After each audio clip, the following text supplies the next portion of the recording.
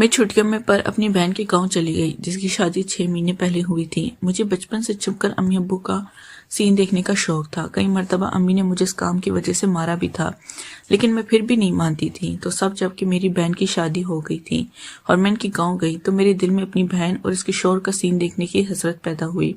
میں رات کو چھپ کر باجی اور اس کا سین دیکھ رہی تھی، تبھی کوئی پیچھے سے آیا، میرے منہ پر ہاتھ رکھ کر مجھے کمرے میں لے گیا اور پھر ساری رات۔ میرا نام شازیہ ہے اور میں لاہور کے کھاتے پیتے گھرانے سے تعلق رکھتی ہوں۔ میری عمر اس وقت 20 سال کی ہے اور یہ واقعہ جو میں آپ کے سامنے پیش کر رہی ہوں یہ 2 سال پہلے کا ہے، جب میں BA کر رہی تھی۔ بچپن سے ہمیں ابو کو سین دیکھتی تھی اور اسی وقت سے کچھ گندی عادتیں میرے اندر آ چکی تھیں، جبکہ میری بڑی بہن بہت شریف اور سمجھدار تھی۔ اس کا نام نازیہ ہے۔ اس کی عمر مجھ سے 3 سال زیادہ ہے۔ اس کی شادی 6 ماہ پہلے زمیندار گھرانے کے ایک لڑکی سے ہوئی جو گاؤں میں اپنی زمینوں پر کھیتی باڑی کی نگرانی کرتے ہیں۔ شادی کے 2 ماہ پہلے میری بہن نازیہ آئی تو اس نے مجھے کہا میں گرمیوں کی چھٹیوں اس کے ہاں گزاروں، جس کی وجہ سے میں خوش ہوئی کیونکہ مجھے تک نئی جوڑے کا سین دیکھنے کو ملنا تھا۔ اب میں گرمیوں کی چھٹیوں کا انتظار کرنے لگی اور جیسی گرمیوں کی چھٹیاں ہوئیں تو میں ان کے گھر چلی گئی۔ جب ان کے گھر پہنچی تو دوپہر کا وقت تھا اور سخت گرمی تھی۔ گھر پہنچتی میں نے نہا کر کپڑے تبدیل کیے، اس کے بعد کھانا کھایا۔ میرے بنوئی فاروق بھی کھانے کے وقت گھر آ گئے، انہوں نے لنچ ہمارے ساتھ میں ہی کیا۔ تھوڑی دیر بعد وہ دوبارہ کھیتوں میں چلے گئے۔ اب میں اپنی باجی کے گھر کے بارے میں بتا دوں، یہ گھر نہیں بلکہ ایک محل تھا جو گھر سے ذرا ہٹ کر کھیتوں میں بنایا گیا تھا۔ ڈبل سٹوری گھر کو دیکھ کر گاؤں میں بھی اس گھر بن سکتے ہیں۔ میری باجی نے مجھے رہنے کے لیے اپنے ساتھ والا کمرہ دیا، جس کے ساتھ ایک اور کمرہ تھا جس میں ان کا دیور ایوب رہتا تھا، جو عمر میں مجھ سے 2-2.5 سال بڑا تھا اور پنجاب یونیورسٹی میں پڑھتا تھا اور چھٹیاں گزارنے یہاں آیا ہوا تھا۔ جس روز میں یہاں پہنچتی اس دن میں کافی تھکی ہوئی تھی، اس لیے جلدی سے سو گئی۔ اگلی صبح تقریباً 5 بجے باجی نے مجھے اٹھایا اور چائے دی، جس کے بعد مجھے کہا کہ چلو صبح کی سیر کو چلتے ہیں۔ میں تو باجی کو اس وقت دیکھ کر حیران ہو گئی۔ باجی اس وقت دیکھ کر اٹھ گئی کیونکہ شادی سے پہلے تو اس وقت کے بعد ان کی نیند شروع ہوتی تھی۔ خیر میں اس وقت چپ رہی اور ان کے ساتھ سیر کو چل دی۔ صبح ٹھنڈی ٹھنڈی گھاس پر چل کر مزہ آ رہا تھا۔ 10-15 منٹ کی واک کے بعد باجی کہنے لگی چلو واپس چلتے ہیں، مگر میں نے اسے کہا کہ آپ چلیں، میں آ جاتی ہوں، میں مزید کچھ وقت یہاں گزارنا چاہتی ہوں۔ باجی واپس چلی گئی اور میں چلتے چلتے کھیتوں میں چلی گئی۔ ایک جگہ میری نظر پڑی تو میں ٹھٹک کر رہ گئی۔ میں نے دیکھا ایوب ٹیوب ویل پہ ایسے ہی نہا رہا تھا۔ میں درخت کی اوٹ میں گئی اور اسے دیکھنے لگی۔ میں نے اپنی زندگی میں پہلی بار کسی مرد کو دیکھا تھا۔ مجھے شرم بھی محسوس ہو رہی تھی، لیکن میں کھڑی رہی۔ ایوب میری جگہ موجودگی سے بے خبر نہا رہا تھا۔ اس نے پانی میں ڈبکی لگائی اور پھر باہر نکل کر کھڑا ہو گیا۔ میں نے ٹھیک سے اس کو دیکھا، میرے منہ سے آواز نکلی۔ اس سے پہلے کہ میں تصویروں میں اس طرح کی چیزوں کو دیکھا، لیکن اپنی حقیقی لائف میں پہلی بار یہ سب نظارے کر رہی تھی۔ وہ میری موجودگی سے بے خبر اپنے جسم پر صابن ملنے لگا اور پھر پانی میں ڈبکی لگا کر باہر نکل کر کپڑے پہن لیے۔ اس کے بعد گھر کی طرف چل دیا۔ میں کچھ دیر وہاں رکی اور پھر میں بھی گھر کی طرف چل پڑی۔ اس کو دیکھ کر میں کافی پریشان ہو چکی تھی۔ گھر پہنچی تو باجی نے ناشتہ لگا دیا۔ میں ٹیبل پر آئی تو ایوب بھی آ گیا اور میرے ساتھ والی کرسی پر بیٹھ گیا۔ مجھے اسے دیکھ کر کافی شرم محسوس ہو رہی تھی۔ ناشتے کے بعد وہ میری بنوئی فاروق کو کسی کام سے شہر چلے گئے اور باجی نے ایوب کو کہا کہ وہ شازیہ کو اپنے فارم ہاؤس دکھا لائے، جس پر ایوب کہنے لگا کیوں نہیں چلو شازیہ، تمہیں اپنا فارم ہاؤس دکھاتے ہیں۔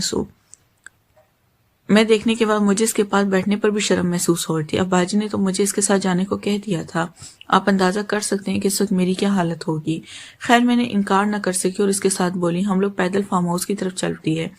فارم ہاؤس گھر سے کچھ فاصلے پر تھا۔ راستے میں باتوں میں میں نے محسوس کیا کہ ایوب کافی ہنسمکھ ہے۔ راستے میں ہم لوگ باتیں کرتے گئے۔ کچھ دیر کے بعد ہم لوگ فارم ہاؤس پہنچ گئے، جہاں اس نے مجھے اپنے گھوڑے اور مالٹے کے باغ دکھائے اور اس کے باپ نے ڈیری فارم پر لے گیا اور کہنے لگا میں تم کو ڈیری فارم دکھاتا ہوں۔ اس نے بتایا کہ اس فارم میں آسٹریلین گائے ہیں جو بہت زیادہ دودھ دیتی ہے۔ ڈیری فارم کے کونے پر ایک بیل چل رہا تھا جس کے بارے میں اس نے فخر سے بتایا، اس علاقے میں اس نسل کا بیل صرف ہمارے پاس ہے۔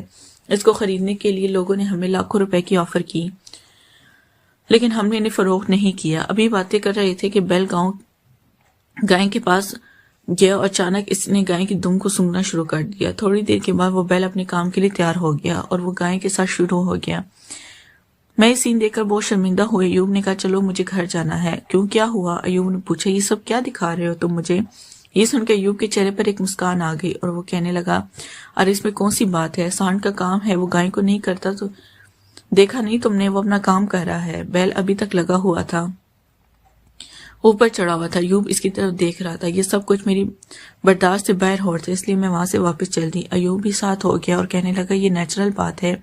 اس کے چہرے پر اب عجیب سی مسکراہٹ تھی۔ میں نے اپنے قدم تیز سے اٹھانا شروع کر دیے۔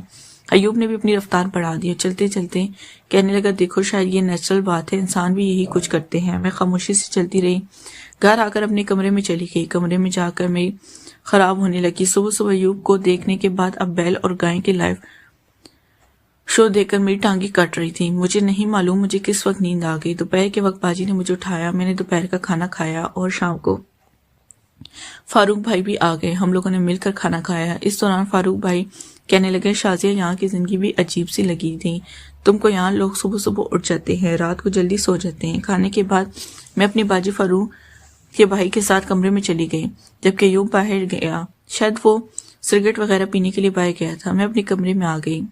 صبح والے سارے سیٹ چل رہے تھے جس سے مجھے ہوشیاری آ رہی تھی۔ میرے جسم میں عجیب سی بے چینی ہو رہی تھی۔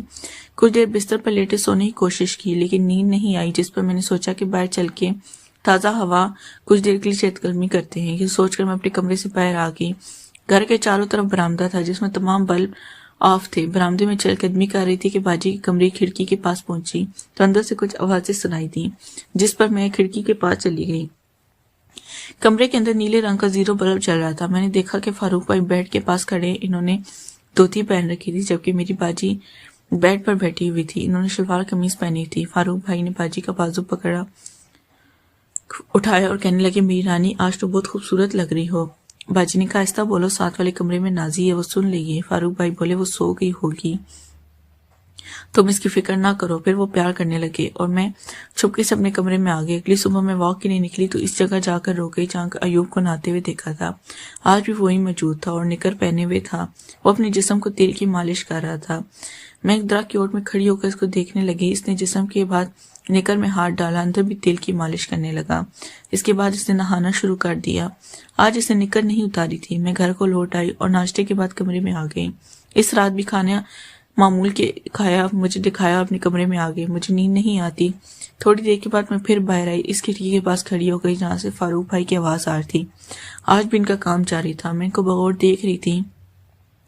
میں اس وقت کافی ہوشیار ہو چکی تھی۔ اچانک مجھے محسوس ہوا میرے پیچھے کوئی کھڑا ہے۔ میں نے مڑ کر دیکھا تو ایوب میرے پاس ہی کھڑا تھا۔ میں نے اس کو دیکھ کر بھاگنے کی کوشش کی لیکن اس نے مجھے پکڑ لیا اور ایک ہاتھ میرے منہ پر رکھ کر مجھے تقریباً اٹھائے ہوئے میرے کمرے میں لے آیا اور کمرے کا دروازہ بند کر دیا اور بولا کیا دیکھ رہی تھی؟ میں شرم سے مری جا رہی تھی۔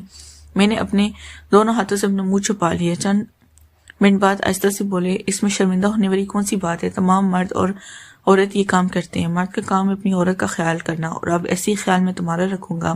تو میں حیران ہو گئی۔ ایوب سے کہا یہ کیا بدتمیزی ہے؟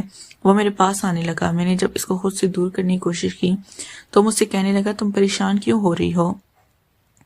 میں تم سے شادی کر لوں گا۔ میں نے تمہاری بہن فاروق سے بات بھی کر لی ہے۔ میں پھر بھی نہیں مان رہی تھی لیکن کیونکہ بچپن سے مجھے سب عادتیں لگ چکی تھی اس لیے میں ایوب کی باتوں میں آ گئی۔